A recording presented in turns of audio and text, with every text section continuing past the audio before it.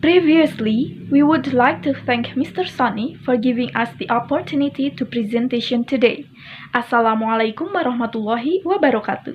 Good afternoon, everyone. In this beautiful day, I would like to say thank you for coming in my group presentation. Alright, let me introduce myself and my partners. I'm Salma Ayu Belkis, with my student's number is 2021222027 as a moderator and as the third presenter. Then, my partners are Tita Ayuning Tias Sandika, with her ID number is 2021222028 as the second presenter.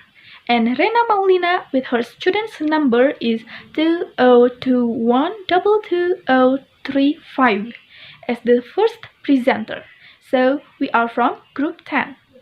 Well, in this presentation, we are going to discuss about agents of power in translation. Before we are going presentation, I will read the title of each material. First, we will explain to you about introduction. Secondly, we will tell you about the power to exclude. Next, we are going to look the translator's voice as an expression of power. Then, about the translator and ethics. Finally, you will know system within systems with rewriting and patronage. Since we know there must be some curiosity unsolved within yourself, we decide to have a Q&A session at the end of this presentation. However, the limited time we have resulted in limited person allowed to raise a hand to ask a question. Okay, to be effective the time, let's begin the presentation with the first material, which is introduction, and the power to exclude will be delivered by the first presenter. For Rena, time is yours.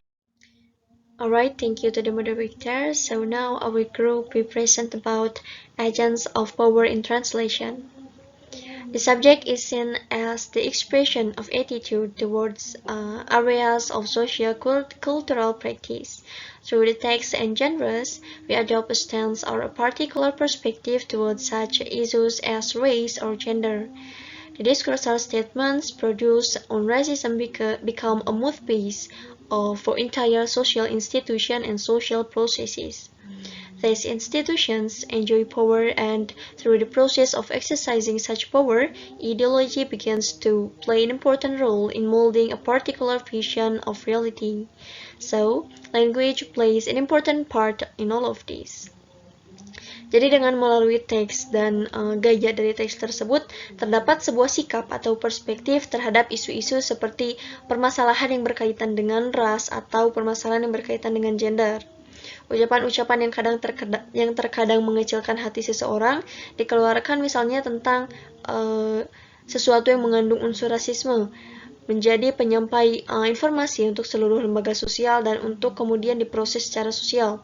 Maka dari itu, bahasa memiliki peran yang cukup penting dalam hal ini. And in the next slide, we can see the submatery about the power to exclude.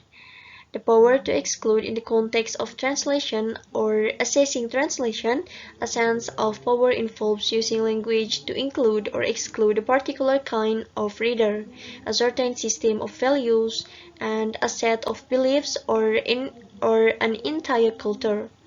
In some sense, the bulk of foreign literature translated into English and then published tends to sound the same, almost seems like written by a writer and translated by the same person. Jadi dalam konteks penerjemahan, rasa kekuasaan mencakup penggunaan bahasa untuk menyertakan kekuatan atau mengucilkan jenis pembaca tertentu, suatu kaum pembaca, baik itu melalui nilai sistem tertentu ataupun melalui kepercayaan dan kebudayaan. Dan juga sebagian besar karya sastra asing yang kemudian diterjemahkan ke dalam bahasa Inggris, diterbitkan dan cenderung terdengar sama, hampir terlihat seolah-olah ditulis oleh satu penulis dan kemudian diterjemahkan oleh orang yang sama. Hal ini mungkin saja dapat diartikan dalam istilah penerjemahan secara universal, yang memaksakan kendala yang ada pada jenis bahasa yang kita gunakan dalam bahasa penerjemahan, atau dengan kata lain, berbeda dengan original text atau tulisan aslinya. And then, This manifests itself in such features of language use as the first one is cohesion by lexical variation, and then the second one is oversimplicity of syntax, and then the last one is excessively explicit connectivity to signal text structure more transparently. And now I will give you an example of the power in translating. So let's see those texts on the slide. The first text is a source text, and the second one is the target text. Honestly, the writer wrote the treatise using Arabic, but we cannot find his original text. So, the first text is translated text from the Arabic to English, and the second text is translated using the back translation method from Arabic, which is very close to the lexical and syntactic pattern from the source text, from the original text, I mean. So, that's all I can explain about this material. I give it back to the moderator. Thank you. Alright, thank you. Let's move on to the next material about the translator's voice as an expression of power, also the translator and ethics, which will be delivered by the second presenter. For Tita, time is yours. Alright, thank you to the moderator for the opportunity. Now I would like to explain about the translator voice as an expression of power. Literary translators often talk about finding the voice of the author. This voice is difficult to pin down but normally refers to the narrative character and rhythm. In Sayers Pandan's word, voice is the way something is communicated, such as the way the tale is told and the way a poem is sung. But the translator also has a voice or discursive presence, as it is called by Theo Hermans. Jadi, penerjemah sastra sering berbicara tentang menemukan suara penulis. Lalu suara ini sulit untuk dijabarkan tetapi biasanya mengacu pada karakter dan ritme naratif. Lalu menurut Sayers Pandan, yang dimaksud dengan suara adalah cara sesuatu dikomunikasikan, misalnya seperti cara kisah itu diceritakan atau cara puisi itu dinyanyikan. Namun penerjemah juga biasanya memiliki suara atau kehadiran diskursif seperti yang disebut oleh Theo Hermans. Hermans approaches the problem from a narratological perspective and argues that the translator's voice is always present, even if it is sometimes obscured and may manifest itself. The first one, because of temporal or geographical distance from the ST, and the second, in self-referential text marked by wordplays, and the third, in cases of contextual overdetermination where a complex chain of identification may lead to omission or explanation by footnote. So this is the examples. The Russian emigre author Vladimir Nabokov, whose translation into English of Pushkin's novel in verse Onegin very deliberately followed the ST structure closely and was full of academic footnotes. Nabokov's translation approach is also ideologically informed, an expression of his favorite poetics, and is a demonstration of his power as an author-translator. Such translators are, by their very nature, elitist and deliberately may marginalize readers who don't share Nabokov's view of language. Jadi, pendekatan penerjemah Nabokov juga diinformasikan secara ideologis, seperti ekspresi dari puisi favoritnya, dan merupakan demonstrasi kekuatannya sebagai penulis penerjemah. Lalu terjemahan semacam itu pada dasarnya bersifat elitis dan sengaja meminggirkan pembaca yang tidak memiliki pandangan bahasa yang sama dengan Nabokov. Alright, the next material is about the translator and ethics. Translators Association in London proposes a model contract for literary translation based on recommendation to improve the status of translators passed by the General Conference of UNESCO held in Nairobi in 1976. The translator undertakes to deliver a translation which shall be faithful to the original work and rendered into good, accurate English, and guarantees will not introduce into the translation any matter of an objectionable of libellous character which was not present in the work. Jadi, Asosiasi Penerjemah di London mengusulkan kontrak model untuk terjemahan sastra berdasarkan rekomendasi untuk meningkatkan status penerjemah yang disahkan oleh Konferensi Umum UNESCO yang diadakan di Nairobi pada tahun 1976. Lalu penerjemah berjanji untuk memberikan terjemahan yang harus setia pada karya aslinya dan diterjemahkan ke dalam bahasa Inggris yang baik dan akurat. Lalu mereka menjamin tidak akan memasukkan ke dalam terjemahan yang bersifat tidak menyenangkan atau mencemarkan nama baik yang tidak ada dalam karya. At the same time, the translator's right to copyright over the translator is asserted, as well as a moral right to be identified as the producer of the TT. The association also calls for a royalty of 2.5% of the sale price to be paid to the translator in addition to a fee, since the original author normally receives a lower royalty for translations. I think that's all from me. Thank you for attention. I'll give it back to the moderator. Alright, thank you. And finally, the last material about systems within systems with rewriting and patronage will be delivered by me as the third presenter. Systems within systems, in any national language or literature, there has always been a dominant poetics, that is, theories and practices which define literary creativity, even in peculiarly elitist, and a hierarchy of canonized text, for example, esteemed discourses and genres. This has invariably meant that qualities such as originality and aesthetic excellence are valued, often not on intrinsic merit, but in accordance with certain preconceived and highly subjective criteria. These yardsticks see to it that at the best only second-order status is accorded to such less worthy genres as a children's literature, popular fiction, and translation. Then about rewriting.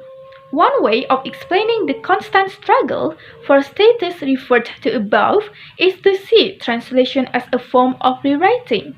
Promoted by scholars such as Susan Basnet and André Lefebvre, this view has focused attention on a range of processes which translators must undergo and which in one way or another interpret an original text. This analysis of what at times amount to an act of manipulation purposefully designed to exclude certain readers, authors, and ultimately translators has thus shed a great deal of light on the range of social literary. They are ideological and poetic constraints within which translation and indeed all forms of writing operate. Central to the translation as rewriting thesis is the notion of image. Maksudnya, ini didefinisikan sebagai keinginan untuk mempromosikan sebuah karya atau pengarang, ataupun dalam arti luas seluruh cara berpikir atau seperangkat nilai budaya melalui penerjemahan sedemikian rupa sehingga terjemahan tersebut dapat mulai memberikan pengaruh yang lebih besar dalam proses penerjemahan budaya sasaran daripada yang asli ada di budaya asalnya. In fact, according to Basnet and Lefebvre, that rewriting is taken in one definition to be anything that contributes to constructing the image of a writer and a work of literature. The construction of this image, however, is never at fault. It is closely bound up with political and literary power structures operative in a given as usually target language, culture, and society. Jadi, dalam penerjemahan sebagai penulisan ulang ini atau rewriting ini, dua kendala penting dapat diidentifikasi, yaitu ideologi dan puisi. These manifest themselves in the way texts are consciously or unconsciously brought into line with dominant world views and/or dominant literary structures.